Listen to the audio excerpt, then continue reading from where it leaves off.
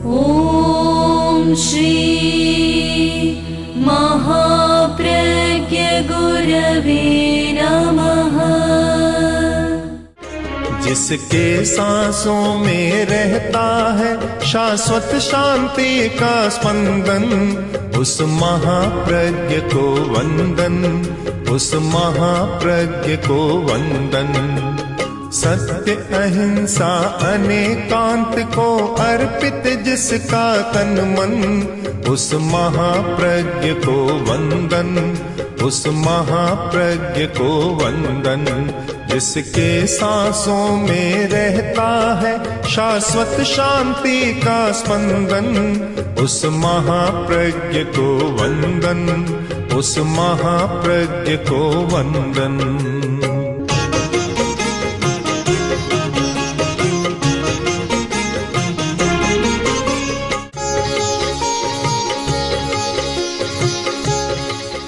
सत्य के लिए भी एक विशाल चेतना की जरूरत है, और जब तक वह विशाल चेतना, जिसे हम कहें अतीन्द्रिय चेतना, जागृत नहीं होती, तब तक सत्य का साक्षात्कार नहीं होता।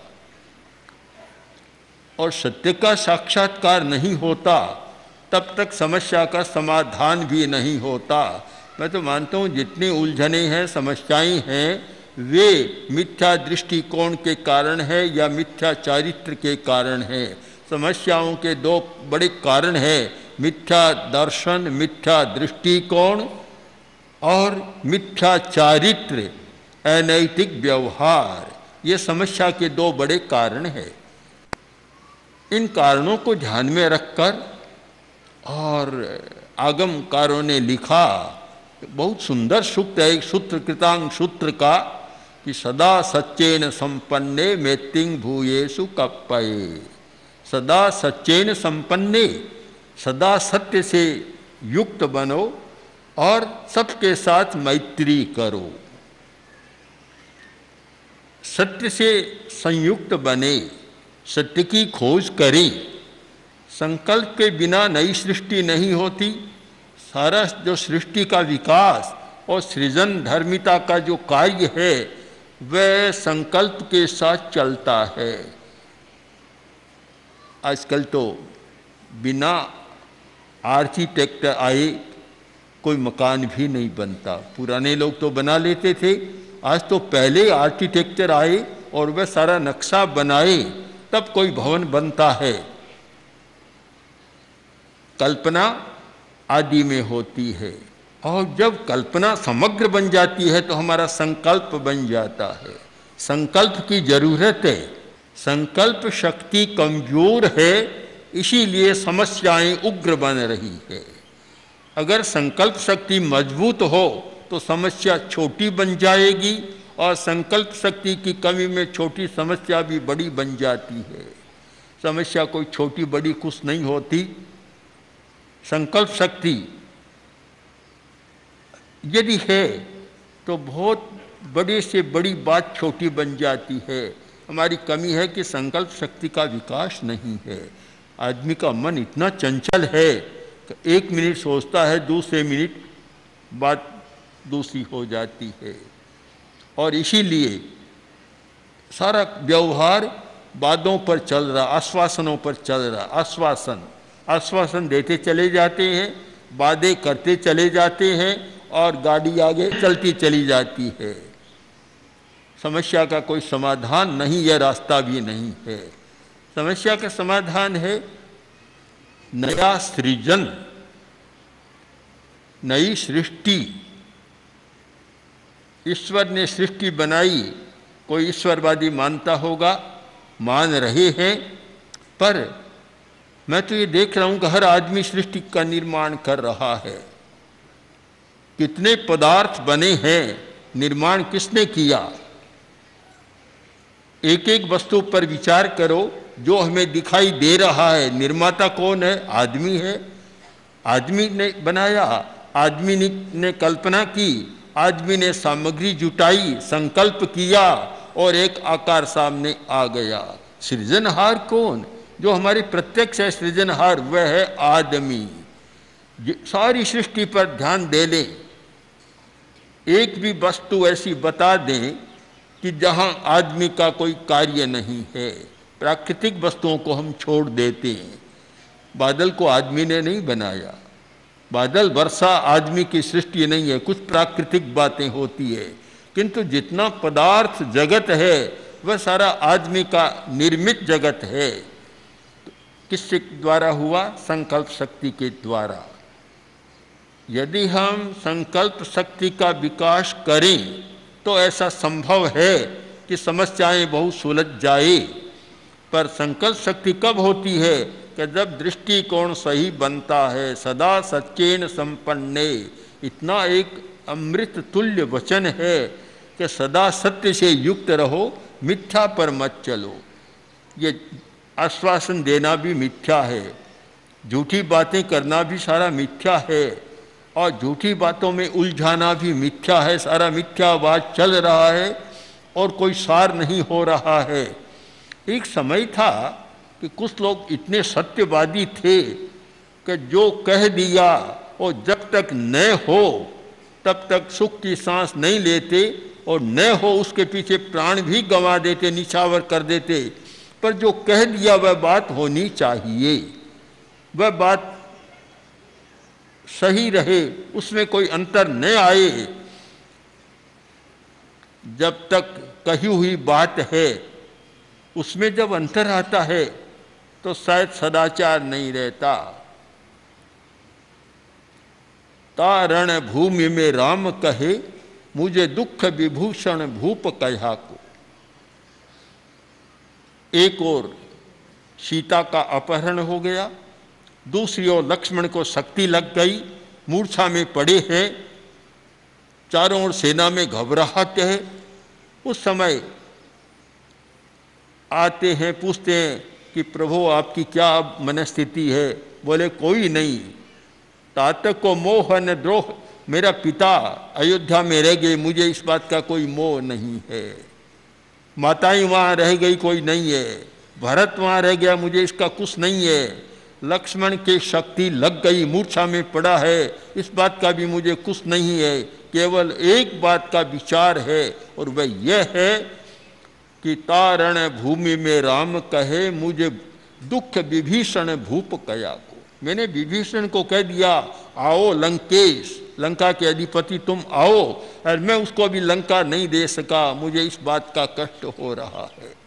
यह है संकल्प शक्ति का कार्य। जब इतनी संकल्प शक्ति हो कि जो वचन निकल गया, चाहे प्राण चला जाए, उसको मुझे निभाना है, तब कोई काम हो सकता है, सफलता मिल सकती है। तब यह हो कि मुझ ऐसे नहीं तो ऐसे, क्या फर्क पड़ता है, कोई काम नहीं होता। लचीला होना अच्छी बात है, फ्लेक्सिबल होना, लचीलापन होना बहुत अच्छी बात है, किंतु जहाँ कार्य का प्रश्न है और कौशल का प्रश्न है, संकल्प का प्रश्न है, वहाँ लचीला नहीं, वहाँ तो मजबूत होना जरूरी होता है। दृढ़ संकल्प कि जो कहा वह मुझे करना है, करके रहूँगा। एक संकल्प का सूत्र मिला था, संस्कृत साहित्य में इसका बहुत बार उच्चारण किया जाता है कि कार्यम साधयामी पातयामी व शरीरम। मैं अपने कार्य को सिद्ध करूँगा और शरीर को भी छोड़ दूँगा। जब कार्य सिद्ध नहीं होगा तो तब तक मैं करता रहूँगा जब तक शरीर है, बीच में नहीं छोड़ूंगा, मैं अधूरा नहीं छोड़ूंगा। इतना मजबूत संकल्प हो और उन लोगों में हो जिनके हाथ में सत्ता है, जिनके हाथ में शक्ति है, राष्ट्र की वागडोर है, उनके मन में इतना मजबूत संकल्प हो कि जो आश्वासन दिया, जो वादा किया, उसे पूरा करना ही है।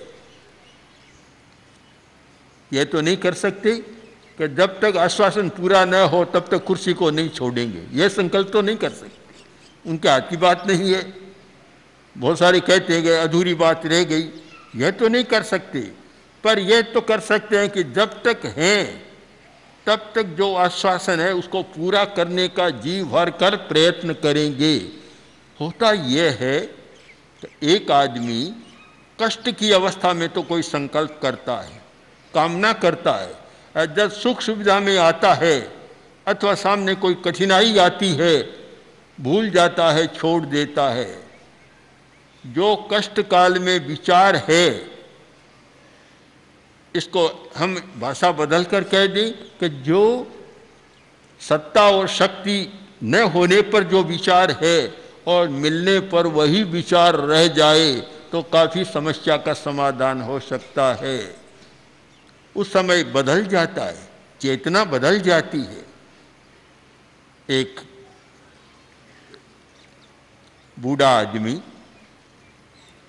लक्कड़ का भारा लेकर जंगल से लक्कड़ काटता था और वह लक्कड़ का भारा लेकर आ रहा था, परेशान हो गया, बड़ा परेशान। और उस समय बोला कि हे यमराज, इस समय आ जाओ तो कितना दुख पा रहा हूँ, कितना दुख पा रहा हूँ, और ले जाओ तो कितना अच्छा हो जाए।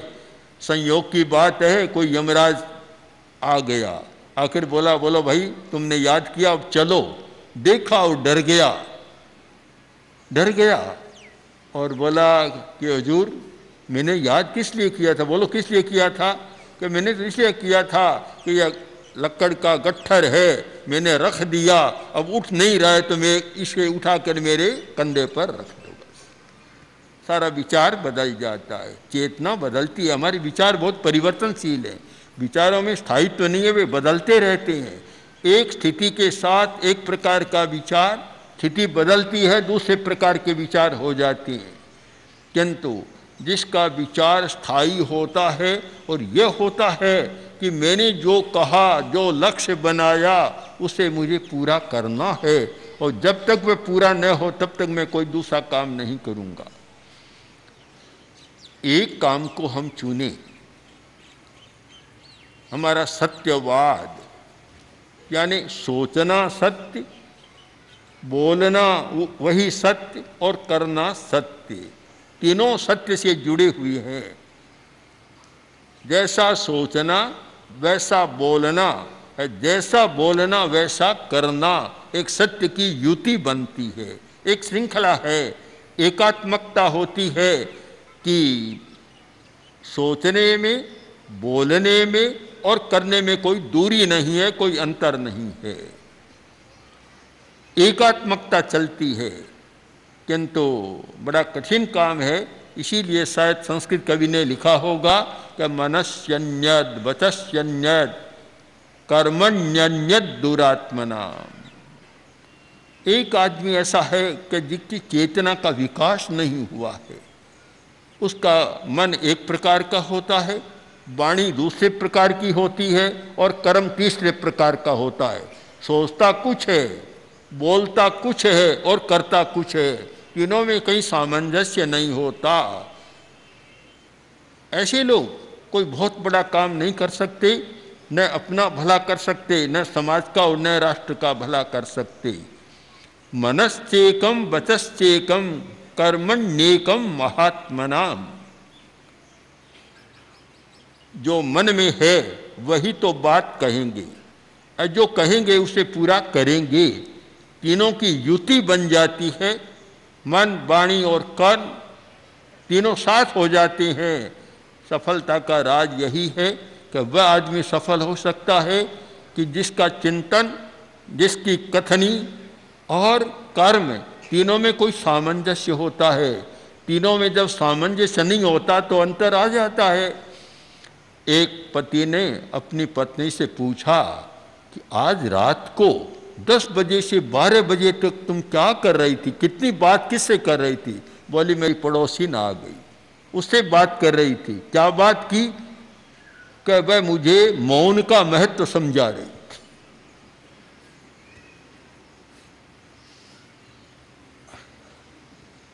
अब मौन को बताने के लिए 2 घंटा का समय चाहिए। मौन को वैसे नहीं समझाया जा सकता, मौन को तो करके ही समझाया जा सकता है। किंतु एक विरोधाभास, एक अंतर होता है हमारी कथनी और करनी में। यही तो आज की समस्या है, बड़ी विडंबना है कि जो कहा जाता है वह हो नहीं रहा है। ये दूरी है। दूरी का कारण कि सदा सच्चेन संपन्ने, सत्य एक साथ नहीं चल रहा है। हम सत्य को व्यवहार के धरातल पर तीन मान ले, मानसिक सत्य, वाचिक सत्य और कायिक सत्य। तीनों एक साथ चले तो फिर कार्य में सफलता मिलती है और आदमी बहुत बड़ा काम कर सकता है। पर तीनों एक साथ नहीं रहते, तीनों में इतना अलगाव हो गया, सोचता तो बहुत अच्छा है पर करते समय कुछ नहीं, अलगाव हो गया, दूरी हो गई। और इस दूरी के कारण धार्मिक लोग भी सम्यकवाद में सत्य के साथ नहीं रहते, मिथ्या आचार में चले जाते हैं, मिथ्या चिंतन, मिथ्या वाक और मिथ्या आचार। और इसीलिए शायद समस्याएं बढ़ती है और कष्ट भी भोगते हैं। एक दिन एक व्यापारी ने अपने कर्मचारी से फोन किया कि देखो, आज से एक संकल्प करो कि तुम गेहूं में कंकड़ नहीं मिलाओगे, चीनी में मिलावट नहीं करोगे और घी में भी मिलावट नहीं करोगे, तुम संकल्प करो। तो बोला, हुजूर रोज तो आप मुझे सिखाते हैं, आज आप मनाही कर रहे हैं, ये क्या बात है, क्या हुआ, आप कहाँ से बोल रहे हैं? तो बोला, मैंने इसको समझ लिया कि करना अच्छा नहीं है। तो ये बताए बोल कहाँ से रहे हैं? कि जेल से बोल रहा। अब जेल से तो बोल रहा है, जब घर में था, दुकान में था, तब तो कहता, बेटे से भी कहता कि बेटा आटे में मिलावट कर दी, हाँ पिताजी कर दी, घी में कर दी, कहाँ पिताजी कर दी, मसालों में मिलावट कर दी, तो अब चलो महाराज का बखान सुनने चले। तो रोज तो आप ये सिखा रहे थे, आज आप कह रही हैं कि मिलावट मत करो, ये मत करो। तब पूछा, आप कहाँ से बोल रहे हैं? आज नई दुनिया से बोल रहे हैं? कि जेल से बोल रहा हूँ। अब जब दुकान घर में था तब विचार एक प्रकार का था, अपराध में पकड़ा गया, जेल में चला गया, तब विचार बदल गया। कितना अच्छा होता कि सत्य से संयुक्त होता, पहले ही ऐसा विचार होता, पहले से ही अपने बेटे को और मुनीम को ऐसी सीख देता तो शायद जेल की यात्रा करनी नहीं पड़ती। बहुत सुंदर बात कही, सदा सच्चेन संपन्ने। यदि तुम्हें अच्छा काम करना है, सफल होना है, तो सत्य के साथ रहो, मिथ्या में मत जाओ। एक संकल्प ये हो जाए कि मैं सत्य के साथ जीवन जीऊंगा, मिथ्या आचार नहीं करूंगा, मिथ्या भाषण नहीं करूंगा और मिथ्या चिंतन भी नहीं करूंगा, सदा सत्य के साथ जीऊंगा, तो शायद बहुत सारी समस्याओं का समाधान और बहुत सारे डॉक्टरों को निकम्मा बनाने का प्रयोग, बहुत सारी दवाओं को निकम्मा बनाने का प्रयोग ऐसा लगता नहीं। किंतु आप आयुर्वेद को पढ़ें, आयुर्वेद का प्रारंभ यहाँ से होता है कि आचारो ही रसायनम। जब प्रश्न आया कि च्यवनप्राश, ब्रह्म रसायन, आमल की रसायन आदि आदि सैकड़ों प्रकार के रसायन होते हैं, तो इन सब में श्रेष्ठ रसायन कौन सा है, सबसे बढ़िया रसायन कौन सा? तो आयुर्वेद के महान आचार्य चरक कहते हैं कि आचार परम रसायनम, आचार सबसे बढ़िया रसायन है, सबसे श्रेष्ठ है रसायन आचार। अगर आपका आचार अच्छा नहीं है और चाहे जितना च्यवनप्राश चाटे, चाहे जितना ब्रह्म रसायन ले, आप स्वस्थ नहीं रह सकेंगे। अगर आप स्वस्थ रहना चाहते हैं तो आचार के रसायन का सेवन करें और उसके साथ कभी आवश्यकता हो तो फिर दूसरे औषधीय रसायनों का भी प्रयोग कर सकते हैं, तो आपको लाभ होगा, अन्यथा लाभ नहीं मिलेगा। आचार रसायन है। यदि मुझे कोई पूछे कि आज सबसे बढ़िया दवा कौन सी जिससे आदमी स्वस्थ रह सके, समाज स्वस्थ रह सके, तो मैं कहना पसंद करूंगा अणुव्रत। अणुव्रत से बढ़िया कोई रसायन में दवा मेरी दृष्टि में नहीं है। जो व्यक्ति अणुव्रत का अनुपालन करता है, आप कोई सर्वे करें, पूरा लेखा जोखा करें, 100 आदमियों को चुन लें और 2 ग्रुप बना लें, एक कंट्रोल ग्रुप और एक एक्सपेरिमेंटल ग्रुप, 2 बना लें, और 50 आदमी तो अणुव्रत के साथ जीवन जी रहे हैं, अणुव्रत की चेतना के साथ, और 50 आदमी खूब बेईमानी के साथ जी रहे हैं। आप उनका स्वास्थ्य की दृष्टि से भी परीक्षण करेंगे तो रिजल्ट ये होगा कि 50 आदमी तो दवा के सहारे, डॉक्टरों के सहारे, डॉक्टरों की शरण में जी रहे हैं और दुख के साथ जी रहे हैं, और वे 50 आदमी जो एक्सपेरिमेंटल ग्रुप के हैं वे बड़े आनंद के साथ जी रहे हैं। ये जो बुराई की चेतना है, ये आदमी को बीमार भी बनाती है। बीमारी का बहुत बड़ा कारण हमारा भाव है।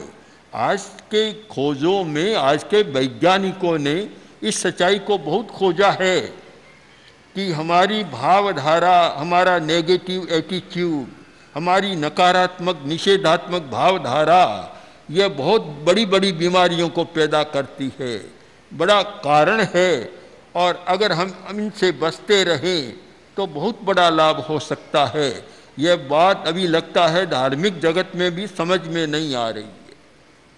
धर्म की परिभाषा दूसरी बन गई है, कर्मकांड करो धर्म समाप्त हो जाता है। वास्तव में सच्चाई के साथ जीना सीखो, यह धर्म की मूल आधार भित्ति है। सच्चाई के साथ जियो, ये मिथ्याचार में मत जियो। यह बात समझ में आए तब कुछ हो सकता है। मेत्तिंग भूये सुकप्पये, जो व्यक्ति सच्चाई के साथ जीता है वही व्यक्ति सबके साथ मैत्री कर सकता है। मैत्री करो, मैत्री भी परम औषध है। आप अगर मैत्री की भावना करें, आपकी बहुत सारी समस्याएं, अंतर की भीतर की समस्याएं सुलझ जाएगी, तनाव नहीं होगा और तनाव से पैदा होने वाली बीमारियां भी कम हो जाएगी। एक बड़ा प्रयोग है मैत्री की भावना का। हम लोग प्रेक्षा ध्यान में मैत्री की अनुप्रेक्षा कराते हैं, प्रयोग कराते हैं, और उससे दिमाग इतना हल्का होता है। और जब दिमाग तनाव से मुक्त होता है तो रोगों का भी अपने आप उपचार हो जाता है, क्योंकि आखिर तनाव आता है दिमाग में जब मैत्री नहीं होती। आज चिकित्सा जगत को भी लें कि चिकित्सा करने वाले भी रोगी की चिकित्सा करते हैं, वहाँ एक सहायता की भावना, सहयोग की भावना, मैत्री की भावना कितनी है और पैसे की भावना कितनी है। मैंने कुछ घटनाएं सुनी, आश्चर्य में रह गया कि सेवा का जगत और कहाँ चला गया। आचार्य तुलसी जब दिल्ली में थे, सन 94 की बात है, वहाँ विराज रहे थे, तो डॉक्टर कुचेरिया से कहा कि एक डॉक्टरों का ऐसा करो जिससे डॉक्टर अणुव्रती बने, नैतिकता के साथ काम करे। उन्होंने कहा मैं प्रयत्न करूँगा। 5, 10, 15 दिन के बाद आए और बोले संभव नहीं है, संभव नहीं है, बड़ी कठिनाई है, पैसा इतना प्रमुख बन गया। एक डॉक्टर रोगी के पास गया और बोला देखो मैं जो दवा देता हूँ ये दवा लो, ये गोलियाँ लो, ये इंजेक्शन लो, ये सारा कोर्स लो, पसीना आएगा, तुम्हारी बीमारी समाप्त हो जाएगी। बोले डॉक्टर साहब पहले बिल बता दो, बिल देख कर ही पसीना तो आ जाएगा, दवा लेने की जरूरत ही नहीं है, पसीना तो पैसे ही आ जाएगा। तो जहाँ इस प्रकार की वृत्ति बनती है, ऐसा व्यवहार बनता है, कारण क्या? कारण क्या? आप स्वयं खोजें कि मैत्री की भावना नहीं है। ओम श्री महाप्रज्ञ गुरु